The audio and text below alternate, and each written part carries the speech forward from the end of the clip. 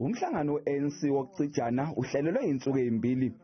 Kulindeleke ukuthi amalungu eqembu adingide ingqinamba ebhekane neqembu ekubuseni komaspala. Ethula inkulumo yokuvula umhlangano, unobhala weqembu u-Fikile Mbalula uthi ukubusa ngokubambisana namanye amaqembu emva kokhetho lwangonyaka ozayo akukho enhlelweni ze-ANC. We are not preparing to govern this country through coalitions in 2024. We are going for outright majority. Mbalula uthi ukubusa ngokubambisana komaspala akulisizi ngalutho iqembu.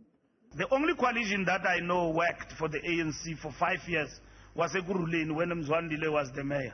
And bazi bebabamba ngantona babantu but ayiqhubile la coalition for 5 years. Kulindeleke ukuthi lo mhlangano qoqwe kusasa. Kusenjalo ihlobo nabangane ezikamgcini mafa wophiko lwentsha le-ANC yesifunda ingaka Mudiri Molema eNorthwest uDihako Pule oshone ngesonto zimchaze njengomuntu bethanda ukubona abantu behlangene.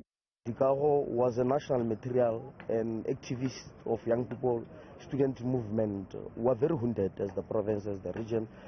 Upule uncoyina ngeqhaza lakhe embhikishweni yabafundi ababefuna kuphele ngemali yokukhokhela ukufunda emanyuvesi.